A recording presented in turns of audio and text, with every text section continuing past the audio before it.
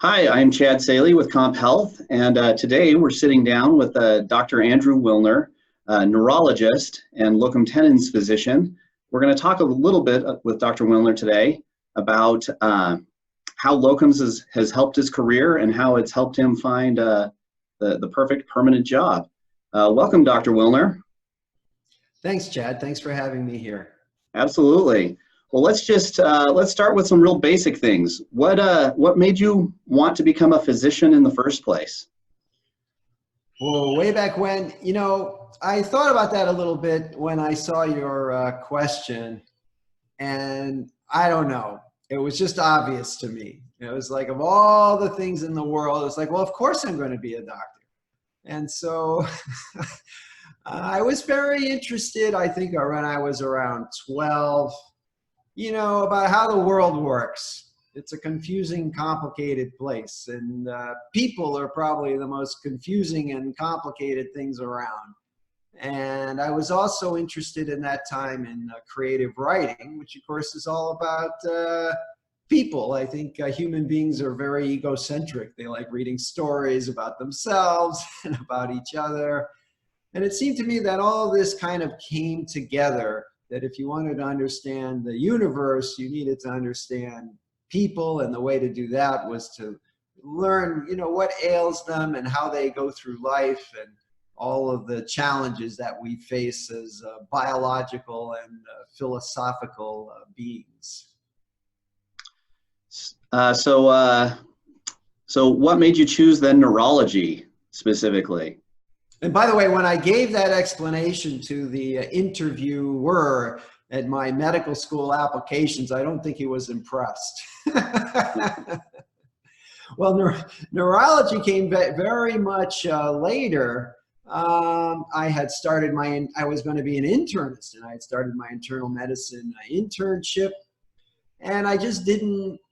It wasn't satisfying to me. It was just overwhelming. There was cardiology and pulmonary and renal. It was all fascinating, but it was like, where do you go? Even back then, more than 30 years ago, the data set that you needed to master was overwhelming.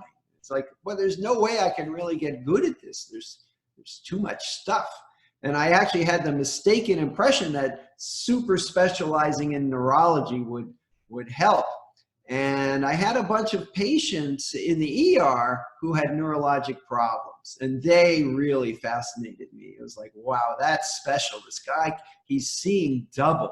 It's like, wow, that's really cool. Why is he seeing double? And then figuring it out. Neurology, there's a lot of neuroanatomical correlation.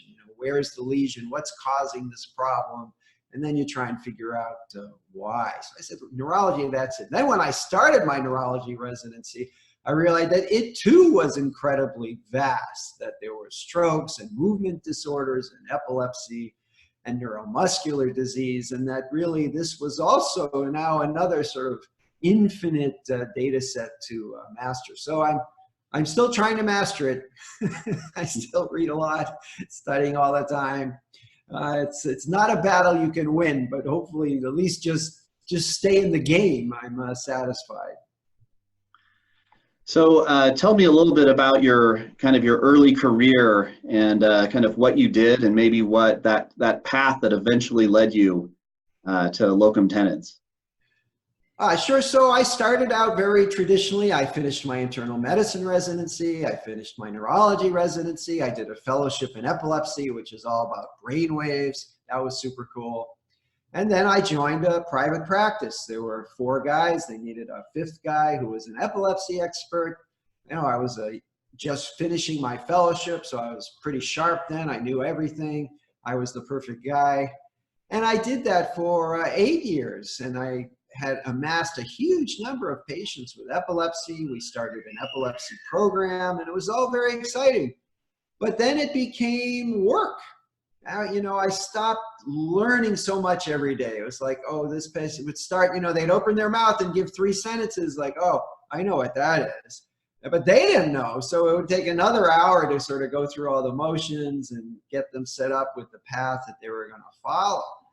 And I realized I wasn't learning as much as I could. So I thought, maybe I should be an academic. I could be an assistant professor somewhere. I could have an enthusiastic fellows. I could do research, which I had done some in private practice.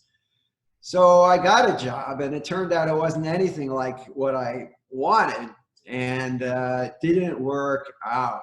So I went from being very successful in private practice to very unhappy in academics. So I left, and then I was nowhere.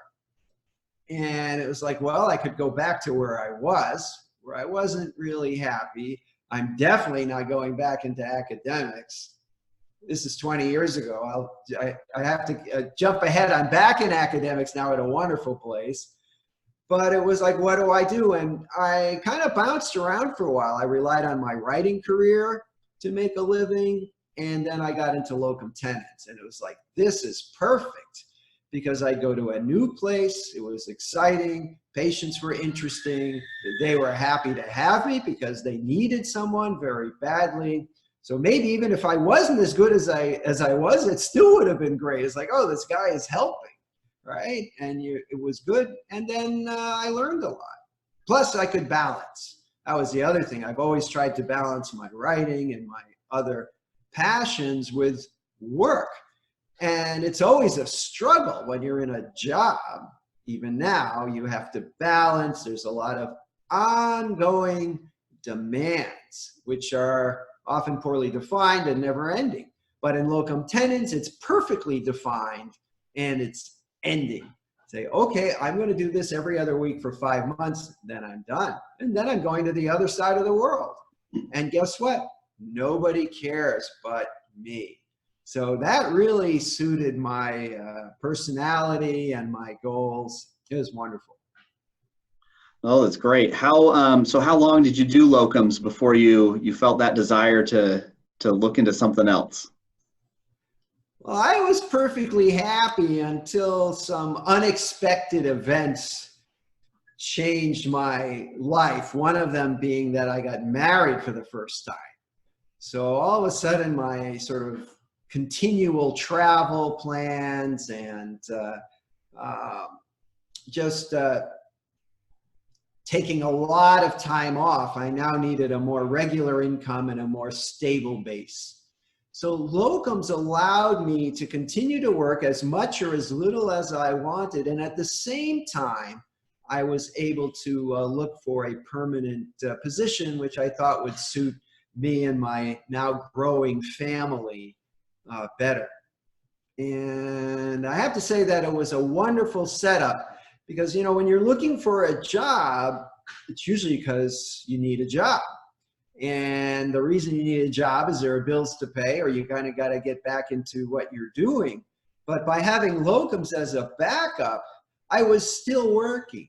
So I didn't need a job. It was optional.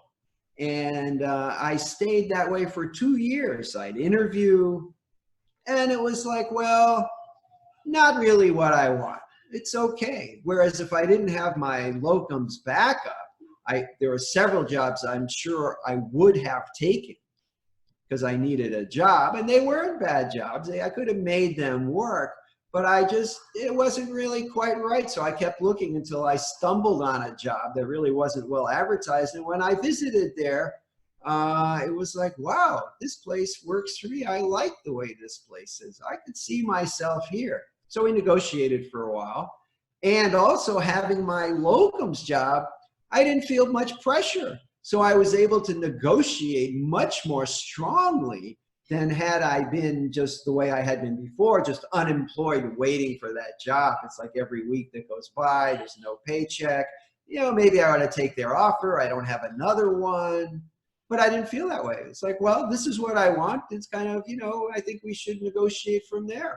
It's like, really? And I said, yeah, otherwise, you know, maybe I won't come.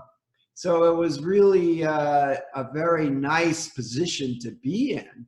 And had it not worked out, locums was waiting for me. I enjoyed it. There was a little more travel than I wanted at that time, but I've gotten pretty good at travel. We can talk about that later, how to pack, how to get where you need to go. So locums has been very good to me. It widened my horizons incredibly. No, well, thank you. I appreciate you sharing a little bit with us today, and we'll talk to you again soon. Thanks very much, Chad. It's a pleasure.